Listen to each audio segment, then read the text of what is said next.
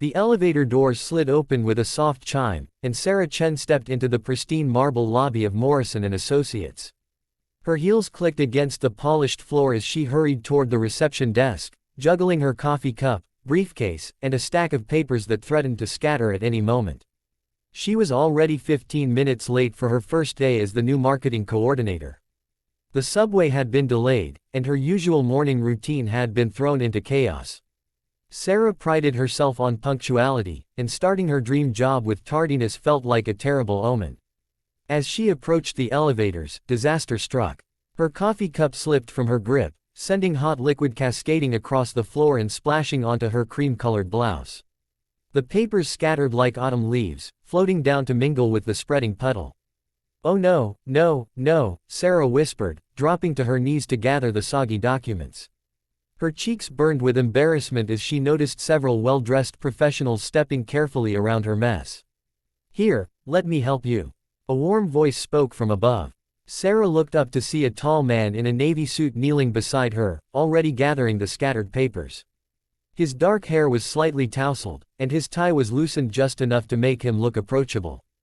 There was something gentle about his brown eyes as he carefully collected each document. "Thank you so much," Sarah said, her voice slightly breathless from both embarrassment and the unexpected kindness. "I'm such a mess. First day nerves, you know." The man smiled, handing her a stack of papers. "I completely understand. First days can be overwhelming." He stood and extended his hand to help her up. "I'm David." Sarah. She accepted his assistance, grateful for his steady grip. "You must be starting today too. Are you the new intern in the legal department?" David paused for just a moment, something flickering across his expression. Then he smiled again. "Something like that." Sarah felt a wave of relief wash over her.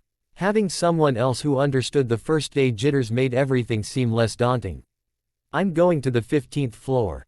Marketing department. What about you?" "The 20th floor," David replied, pressing the elevator button. "But I have some time. Would you like me to help you get cleaned up first? There's a coffee shop on the 3rd floor."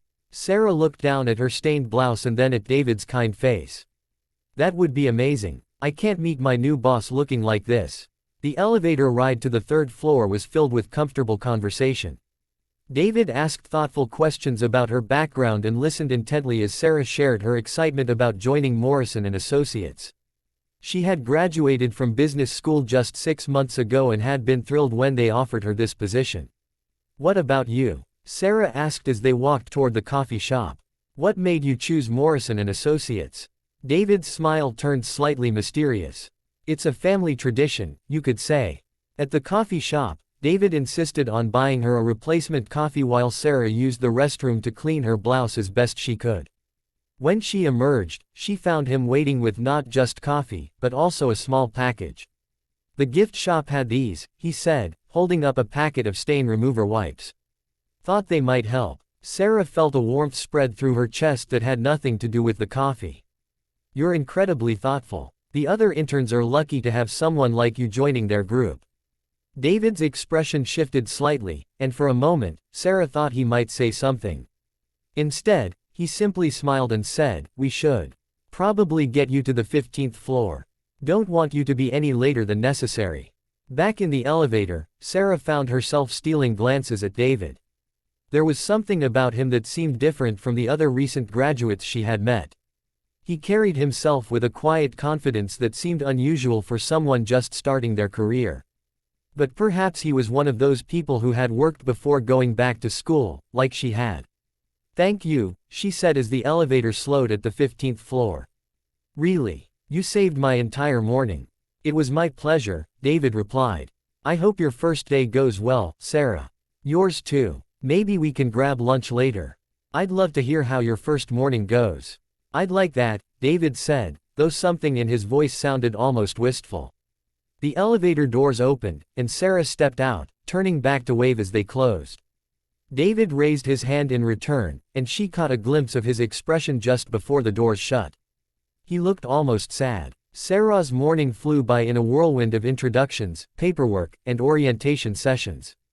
Her supervisor, Janet, was a kind woman in her 40s who seemed genuinely excited to have Sarah join the team. The other members of the marketing department welcomed her warmly, and by lunchtime, Sarah felt like she was beginning to find her footing. During her lunch break, she tried calling the number David had given her, but it went straight to voicemail. She left a brief message suggesting they meet for coffee after work instead, then returned to her afternoon of meetings and training sessions. It wasn't until nearly 5 o'clock that Janet approached her desk with a folder in hand. "Sarah, I need you to take these reports up to the 20th floor. Mr. Morrison wants to review the quarterly marketing analysis before tomorrow's board meeting." Sarah's stomach did a small flip. She had heard whispers about David Morrison, the company's president and CEO. He was supposedly brilliant but demanding, with little patience for mistakes. At 28, he was the youngest person ever to run Morrison & Associates, having taken over from his father just 2 years ago. "Should I just leave them with his assistant?"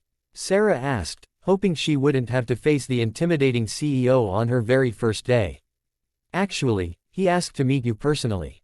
He likes to welcome new team members." Janet's smile was reassuring. "Don't worry. He's not as scary as people make him out to be." Sarah gathered the folder and headed for the elevator, her palms slightly damp with nervous perspiration.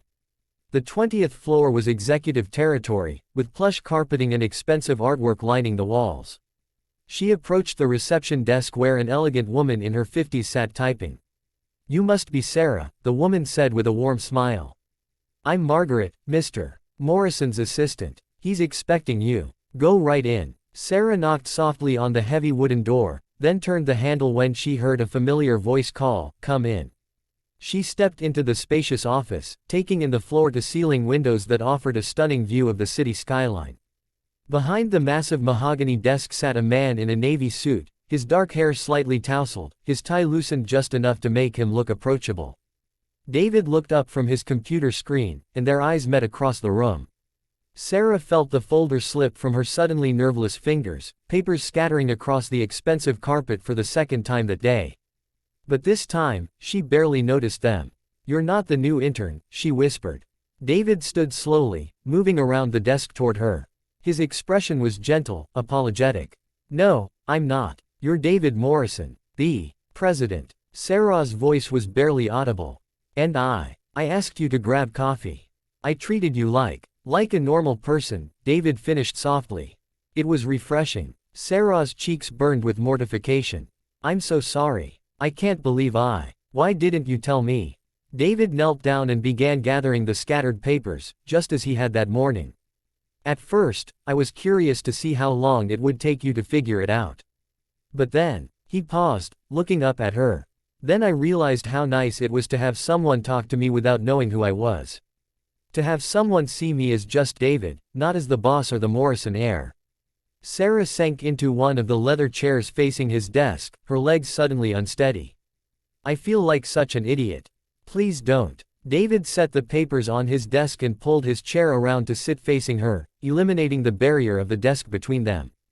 "This morning was one of the most genuine conversations I've had in months. Maybe years. But I was so informal. I complained about being nervous to meet you, to you." David's smile was warm and understanding. "And it reminded me what it felt like to start something new, to feel uncertain.